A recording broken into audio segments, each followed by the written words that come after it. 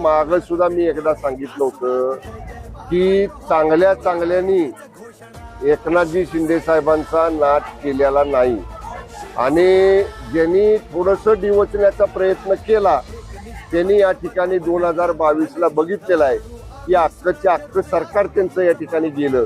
त्यामुळं गणेश नाईक साहेब हे जरी ज्येष्ठ असले तरी त्यांच्या ज्येष्ठतेचा वयोमानाचा मान राखून आम्ही सांगतो की त्यांनी संयम पाळावा. एकनाथजी शिंदे साहेबांचा टांगापलटी करण्याचं लांबच राहिलं. आम्ही त्यांचे जे सहकारी आहोत शिंदे साहेबांचे, कारण गणेश नाईक साहेब सुद्धा म्हणले मी 2 वेळा ठाणे जिल्ह्याचा पालकमंत्री होतो, मी सुद्धा 2.5 वर्ष ठाणे जिल्ह्याचा पालकमंत्री होतो.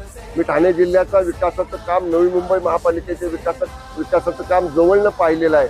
आम्ही महायुतीत आहोत म्हणून आम्ही शांत आहोत.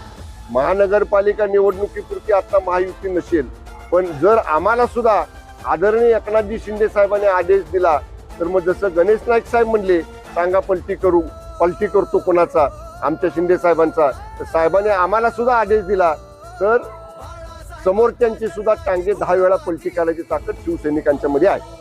शिवसेनेला एकटे लढते म्हणून कोणी हलक्यात घेऊ नका. शिवसेनेला हलक्यात घेऊ नका. शिवसेना ही बाळासाहेबांच्या विचारांची आहे, हिंदुत्वाच्या विचाराची आहे. एक महाराष्ट्र, एक शिवसेनेचा धनुष्यबाण या महाराष्ट्राचा स्वाभिमान आहे आणि म्हणून आमची आन बान शान, आमची निशाणी आहे धनुष्यबाण. आणि म्हणून शिवसेनेचा धनुष्यबाण या ठिकाणी जलवा दाखवणार, या ठिकाणी भगवा फडकवणार. इलाका किसका भी हो, धमाका हम ही करेंगे.